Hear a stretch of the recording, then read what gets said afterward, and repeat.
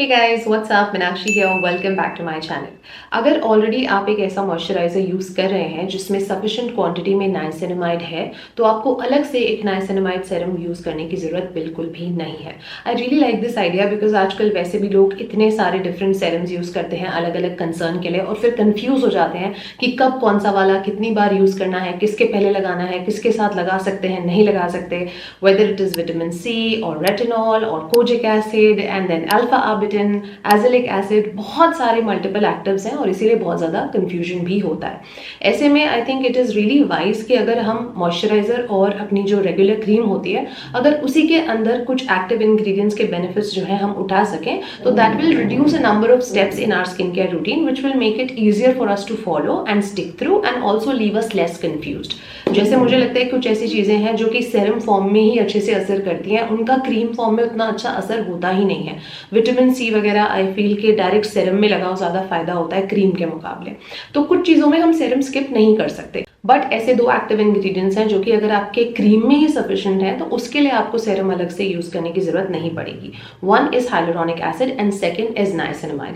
And luckily for us आजकल तो ऐसे बहुत सारे प्रोडक्ट ऑप्शंस हैं जिसमें ये सब अच्छी क्वांटिटी में दिया ही होता है। नाउ हैविंग सेड दैट, ये भी देखना बहुत जरूरी है कि उस क्रीम या मॉइस्चराइजर में नाइसिनामाइड उतना इनफ है भी या नहीं, बिकॉज आजकल हर दूसरी क्रीम में नाइसिनामाइड तो है ही, चाहे वो 0.5% हो, 1% हो या ज्यादा से ज्यादा 2 या 3% हो, सभी में होता है। तो फिर आप कैसे चूज कर पाएंगे? इसीलिए आज के इस वीडियो में मैंने चूज किए हैं अभी तक के इंडिया के highest selling and most hyped and talked about 5 niacinamide infused moisturisers, जिन्हें मैं डिटेल से एनालाइज करी थी, यूज करी थी, ये देखने के लिए कि किस में नाइसिनामाइड सफिशिएंट क्वांटिटी में है to be able to bring any sort of difference in your skincare concerns. So if you also want to know about my take on these moisturizers, then please keep on watching. First, let's talk about a very hyped one which is marketed heavily these days and everybody is talking about it. This is the Derma Co 5% Niacinamide Deep Moisturizing Cream. Niacinamide means it's a combination of niacinamide and ceramides. Now, सबसे पहले तो अगर हम इसमें niacinamide की strength की बात करें तो वो काफ़ी adequate quantity में दी हुई है, almost equal to 5%, which is sufficient to give you the benefits of niacinamide. जैसे अगर आपको pores का problem है, अगर आपको excess oil production का problem है, अगर आपकी स्किन डल है और उस पर एक फ्लेकीनेस होती है, या फिर अगर आपका बैरियर कॉम्प्रोमाइज रहता है, सभी सिचुएशंस में वो आपको हेल्प करेगा। इनफैक्ट कुछ हद तक एक्ने मार्क्स की लाइटनिंग में भी हेल्प करता है।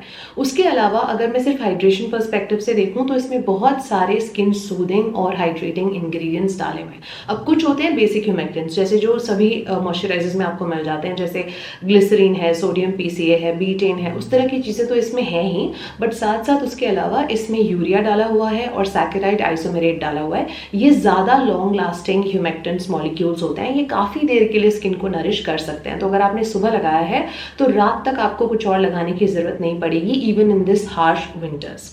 उसके अलावा इसमें सेरेमाइड्स हैं, लिपिड्स हैं, कोलेस्ट्रॉल है, इसमें ओट्स है, साथ में इसमें लेनोलिक एसिड है। तो ऑल इन ऑल बहुत कामिंग है स्किन के लिए और बैरियर को भी सपोर्ट करता है। एक चीज़ का बस आपको ध्यान रखना है कि अगर आपकी स्किन एक्सेसिवली ऑयली या ब्रेकआउट प्रोन है, जो बहुत जल्दी रिएक्ट करती है, जिसपे जल्दी से एक्ने पिंपल आ जाता है, तो आप प्लीज़ पैच टेस्ट करके ही प्रोसीड करिए, क्योंकि इसमें थोड़ी सी पेट्रोलियम जेली भी डाली हुई है जो इन जनरल इस वेदर में वैसे किसी को प्रॉब्लम नहीं करती है। लेकिन अगर जैसे मैंने कहा आपकी स्किन बहुत ही ज़्यादा रिएक्टिव है, जल्दी जल्दी ब्रेकआउट आ जाते हैं, तो फिर हो सकता है कि आपको एक बार उसके साथ थोड़ा कॉशन के साथ प्रोसीड करना पड़े। But my final word on this moisturizer is it does have barrier supporting properties, it does have sufficient ceramides and it is very very apt for this harsh winters. Coming to product number 2, which is the Foxtail Pure Bliss Nourishing Moisturizer. This one again is a very very good choice when it comes to hydrating your skin in a very lightweight and cooling comforting way, because हर किसी को पसंद नहीं होता कि बहुत ज़्यादा heavy और thick वाले feel के जो moisturizers हैं वो यूज़ करें। तो इसमें जितने भी हाइड्रेटर्स डाले हुए हैं, सूदर्स डाले हुए हैं, वो स्किन को काम भी करते हैं। नाइसिनामाइड ऑफ कोर्स इसमें काफ़ी एडिक्वेट क्वांटिटी में डाला हुआ है, 4 to 5% तक की स्ट्रेंथ का नाइसिनामाइड इसमें है। तो अगेन एज आई सेड, इसके साथ आपको अलग से नाइसिनामाइड सेरम यूज करने की जरूरत नहीं पड़ेगी। नॉन कम्यूनिजेनिक है, लाइट वेट है, सेंसिटिव स्किन फ्रेंडली है, बहुत सारे स्किन सूदर्स डाले हुए हैं स्किन को काम करने के लिए। अगर आपकी स्किन लाइक इरिटेटेड है और बहुत जल्दी उस पर फ्लेकीनेस या इचिंग वगैरह होती है तो उसको सूद करने के लिए भी ये काफी हेल्पफुल है। Now please know that even if it is enriched with a lot of emollients and humectants and skin soothers, still इसमें जो occlusives डाले हुए हैं वो उतने thick enough consistency इसको नहीं देते हैं। तो इसलिए जिनकी स्किन बहुत ज़्यादा फ्लेकी होगी ना, उन्हें ऐसे लग सकता है 1-2 घंटे के बाद की स्किन फिर से ड्राई हो गई।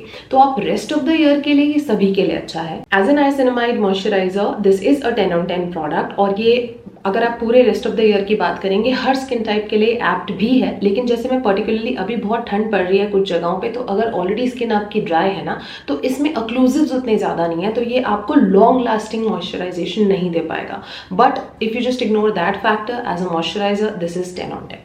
The next one is yet again very popular, hyped and newly launched moisturizer by Dot & Key, and this is their Strawberry Dew Do It All Niacinamide Moisturizer.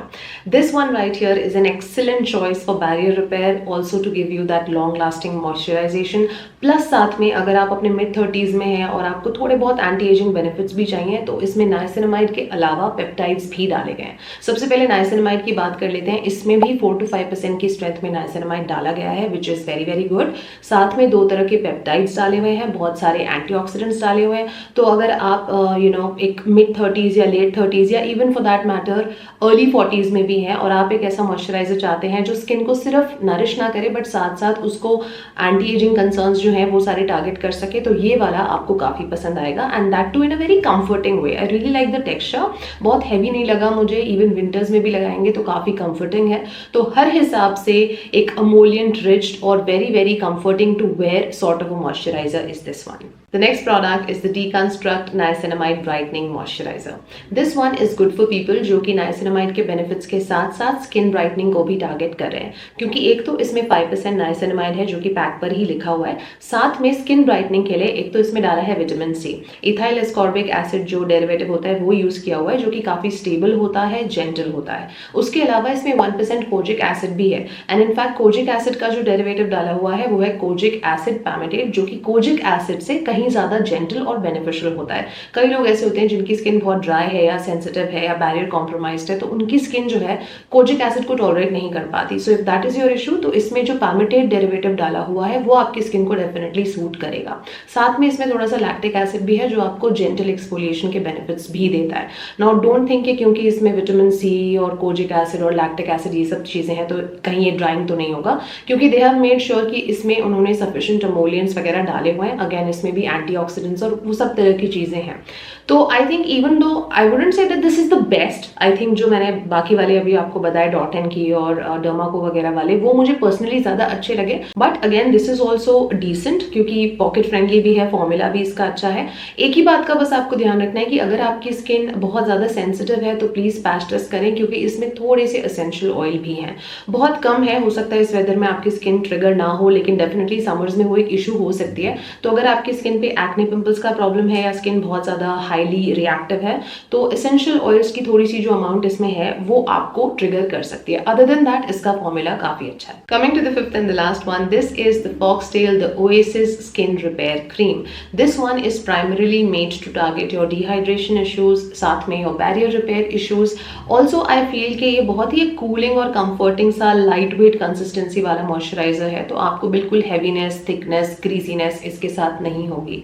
This I feel again as I mentioned ये उन लोगों के लिए ज़्यादा अच्छा है जिनकी skin normal combination oily acne prone है, और जिनकी स्किन बहुत ज़्यादा ड्राई है उनके लिए इसमें ऑक्लूसिव्स उतने थिक नहीं है। अगर आप चाहते हैं कि मैं कुछ लगा लूँ और फिर मुझे 4-5 घंटे कुछ ना लगाना पड़े, उतना सफिशिएंटली मॉइस्चराइजिंग ये नहीं है। But again we are not here to discuss the winter appropriateness of the moisturizer, we are mainly talking about the niacinamide concentration। और अगर मैं सिर्फ और सिर्फ उसकी बात करूं तो इसमें 4 to 5% तक की स्ट्रेंथ में adequate niacinamide डाला हुआ है। तो it is not just namesake, it is going to give you the benefits of niacinamide but in a very lightweight way, not in a very thick and heavy way, क्योंकि इसमें occlusives थोड़े कम है। इसलिए मुझे लगता है अगर आपकी स्किन कुछ ज़्यादा ही ड्राई है, पील ऑफ करती है विंटर्स वगैरह के टाइम पे, तो फिर शायद आप इससे उतने हैप्पी नहीं होंगे।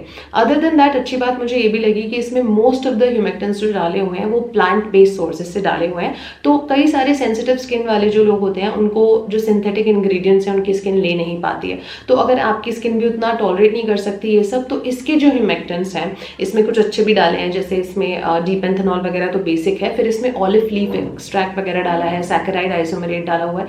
तो ये सब जितनी चीज़ें हैं ना वो सेंसिटिव स्किन फ्रेंडली भी होती हैं और फ्लेकी स्किन को नरिश भी करती हैं। हर हिसाब से मुझे लगता है बहुत अच्छी चॉइस है, बट एक वर्ड ऑफ कॉशन यहाँ भी देना चाहती हूँ कि ये कंप्लीटली फ्रेग्रेंस फ्री नहीं है।